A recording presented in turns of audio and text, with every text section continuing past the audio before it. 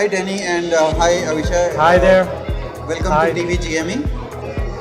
I understand that you have a product, which is having quite a great value from the command and control system. I would like to understand what are the specific expertise which you have brought in this particular product, so that we can actually use in Indian smart cities also. So Octopus is a new, very innovative command and control platform. Only developed in the last 5 years. The big investment from investors brought into this product, allowing Octopus company to develop a very rich and new innovative solution. Just to state out that Frost & Sullivan India have awarded us the best command and control system in the world, not just in India, in the world. They were analyzed by them and by UK. So this is what added value Octopus has to offer. It can, on the cloud, integrate all the IoT systems. So if we're talking, so for example, you have traffic control, you have traffic violation, you have public transportation, you have IoT such as water metering, power metering, IoT lighting, and so forth. These are all disparate systems. One system is giving the city the overview, the common operational picture of everything that's happening in the city, all the layer of data. What is happening? Where is it happening? Performance indicators, throughputs and usage, BI, business intelligence. Octopus brings all that into one system.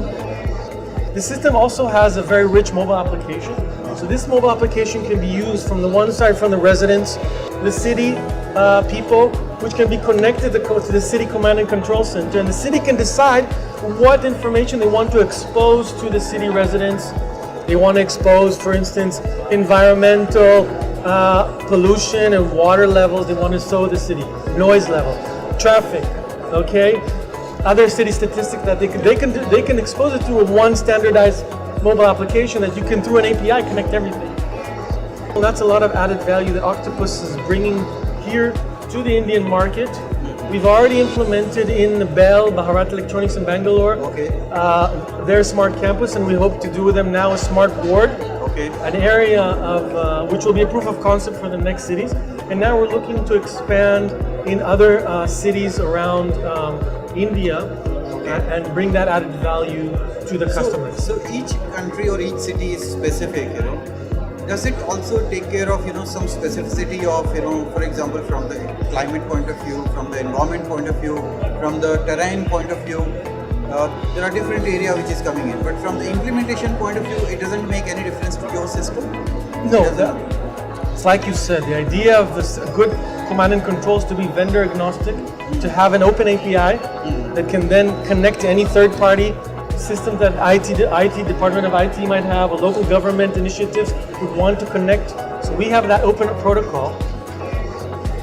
This means that on the SaaS server, you can differentiate different zones on for the same area, for the same city can be divided, or the same government can be divided, where you can have a headquarters that the government had conceived all the different cities, performance, events, any information they want to evaluate.